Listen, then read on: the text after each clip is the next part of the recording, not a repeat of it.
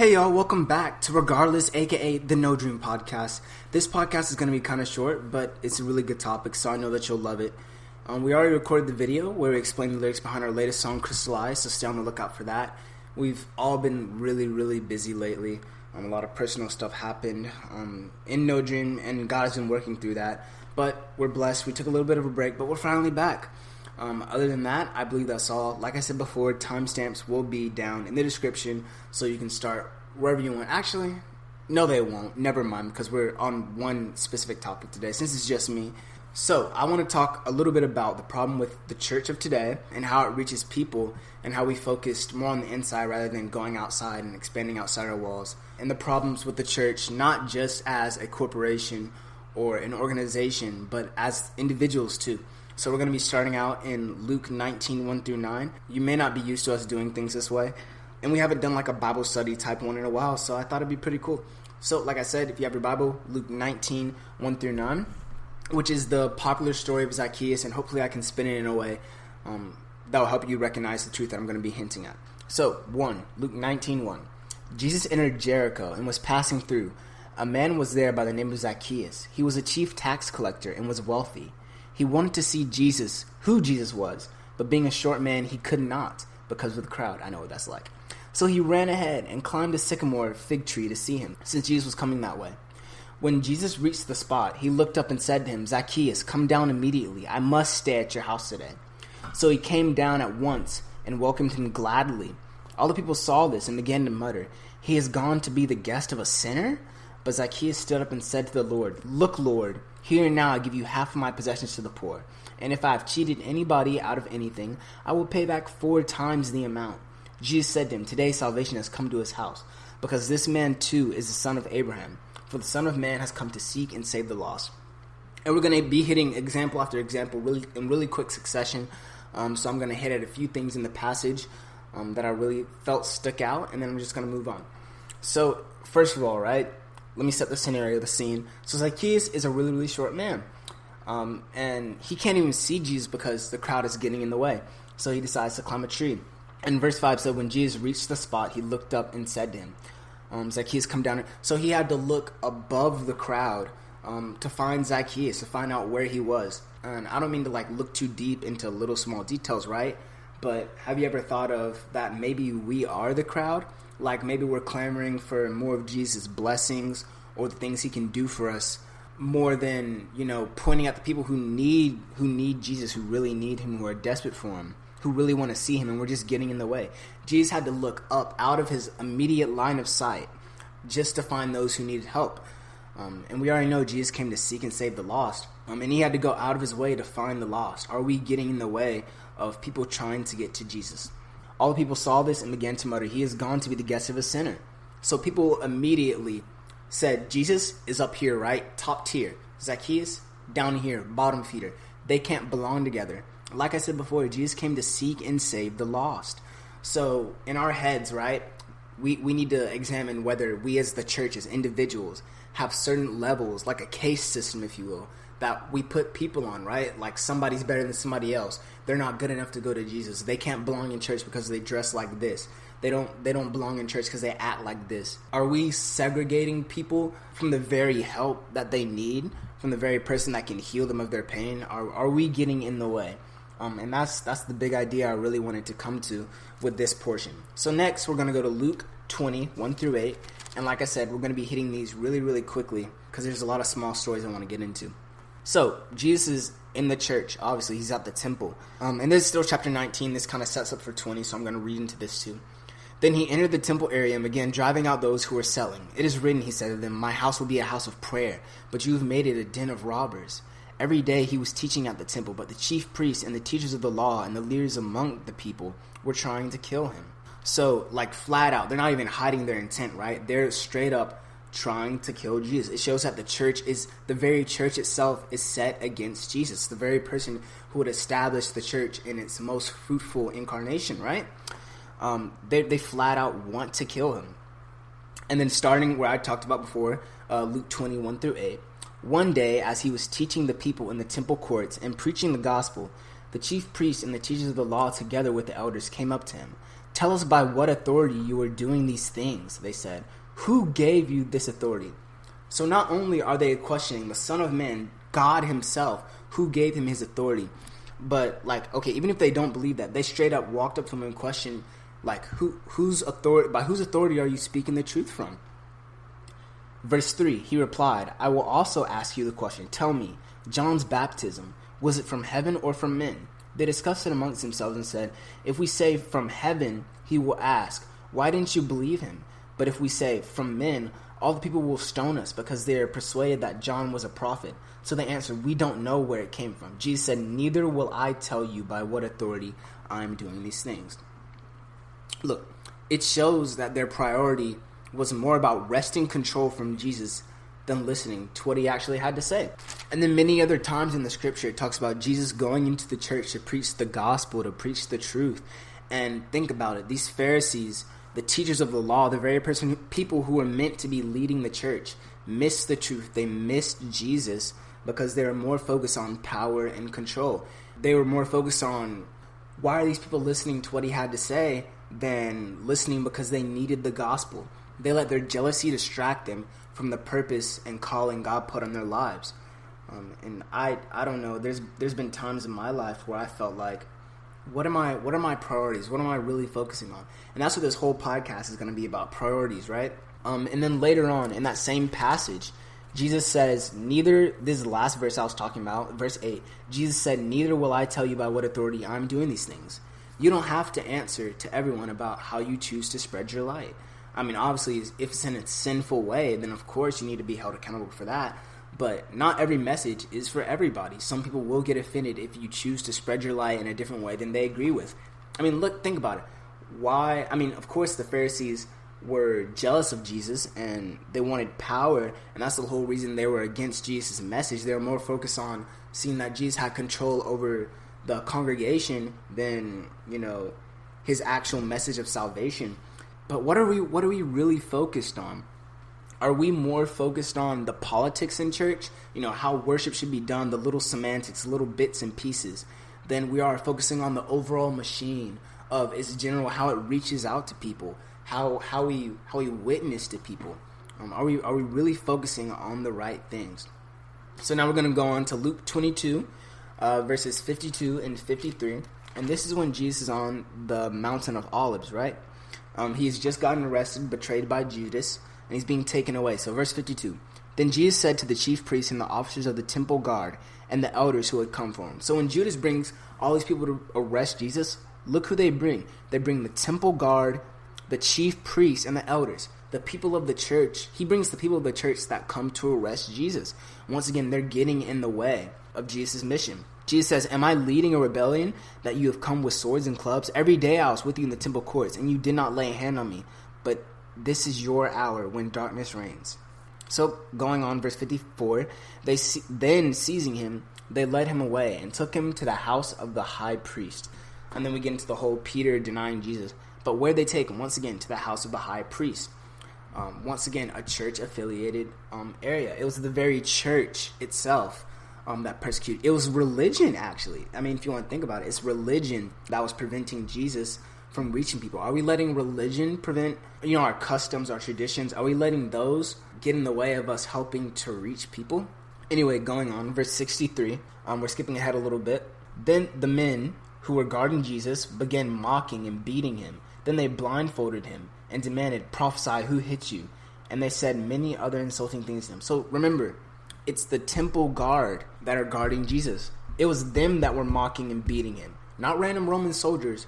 It was the church, and I assume traditionally, Exodus, correct me if I'm wrong, but traditionally it was the Jews. It wasn't the Gentiles who were running the church, who were carrying out all the things, the Levites' duties, right? It was the Jews, the Jewish people. So these are Jesus' very, could be relatives that were, mocking him, beating him, putting him down, distracting him from his mission. I don't know how to put this. Are we...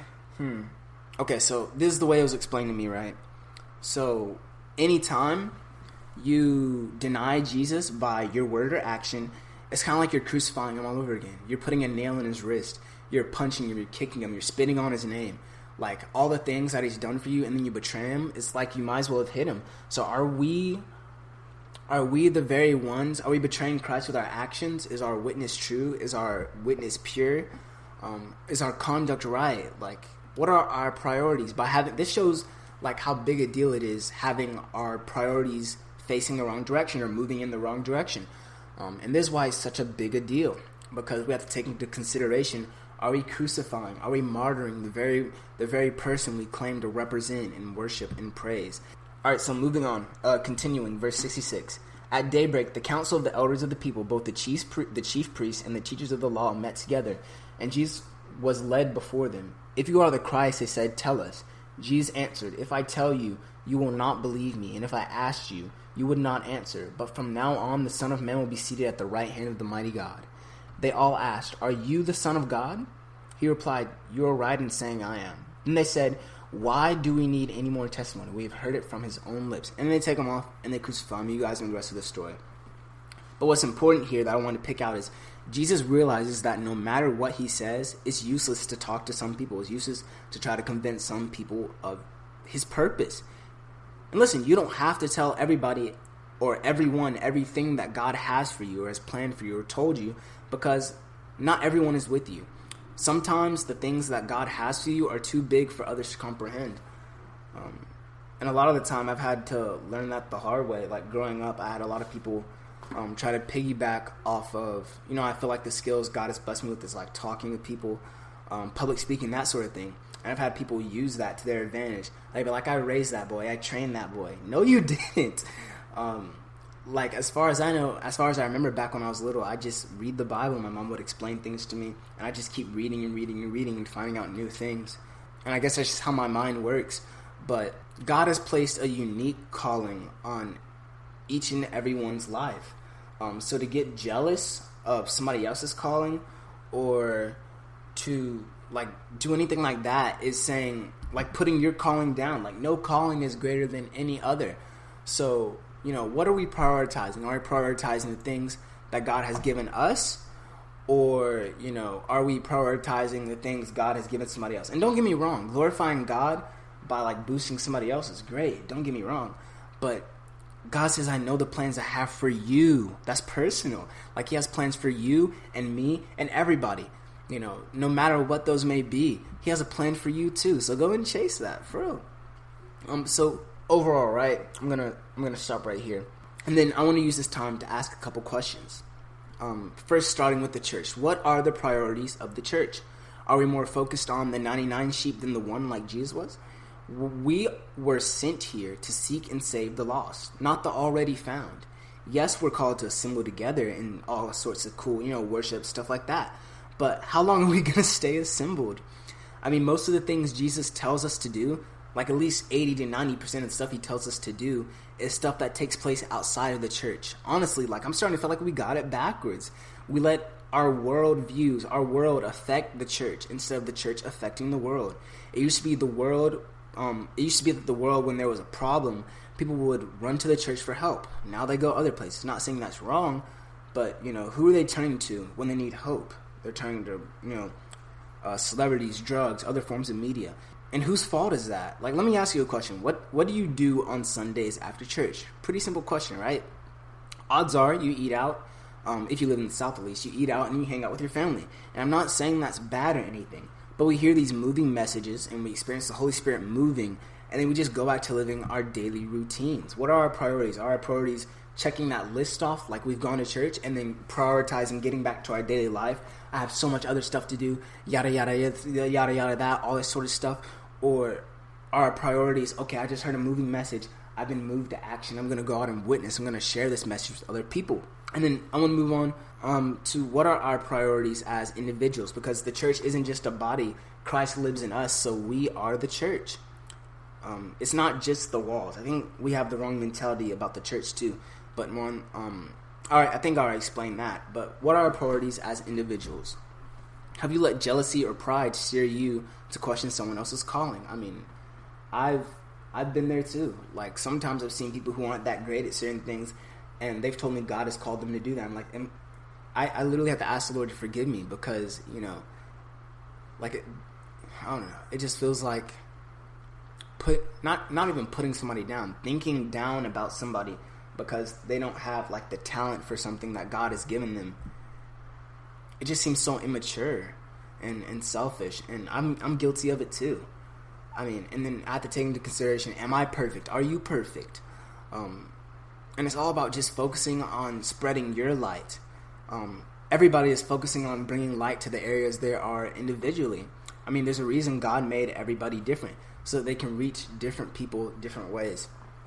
And I think that just about wraps it up. We just need to, I think the church worldwide, not just the United States, but we need to focus on what are our priorities. Are our priorities pushing church culture, or pushing the kingdom into the hood, or pushing the kingdom into the suburbs, or the streets, or wherever it needs to go?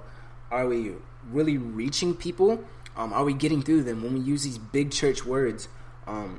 Like, for example, okay, me and my mom go and pick up these kids in the neighborhood to take them to church, right? No big deal, it's necessary. How else are they going to get there, right? So we go into the neighborhood to pick them up, and they get to church, and we ask them, did they learn anything? And they're like, no, I couldn't understand the words the pastor was using or anybody was using.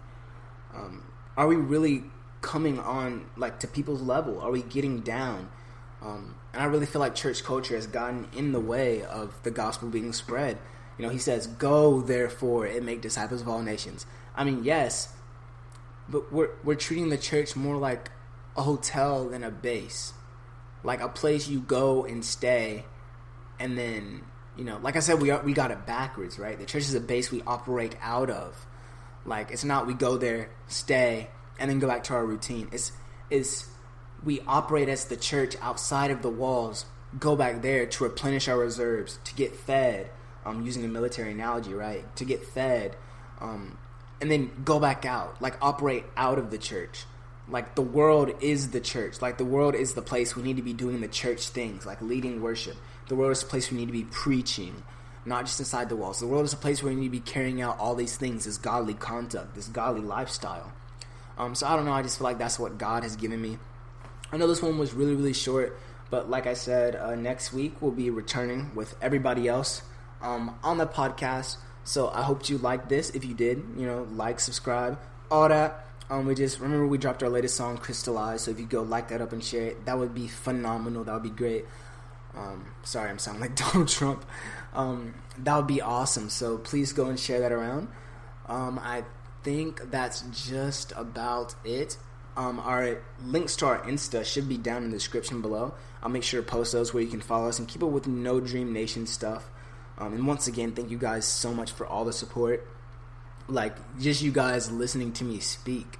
I just find it incredible. But thank you so much. And yeah, if you made it to the end of the video, leave a comment like, hey, I made it, or something like that, just so we know how many people made it to the end of the video. Whatever. Remember, y'all, we got no dream but the one dream, to praise the one king. And real quick side note, when I do say that, I literally mean that. Like, that's what no dream is about. I mean, it's even in our names, like J.O., just encouraging others, just entertaining one. Like, everything we do has meaning. Like, all the names we choose have meaning. The sayings we choose have meaning. But, you know, the whole no dream but the one dream, that has a definite meaning. We, as a group, as a nation, the church as a nation, we have no dream but the one dream, okay? We have no other priority, no other focus. We have no dream but the one dream, to praise the one king. And out of that, our callings branch out, right? Our callings branch out of the call, out of this big mission to praise and worship God and exalt him above everything else. But our mission should be the same, to have no dream, our sole purpose, our sole priority. We have no dream but the one dream, to praise the one king. This has been No Dream Jail, and I'm out. Peace, y'all.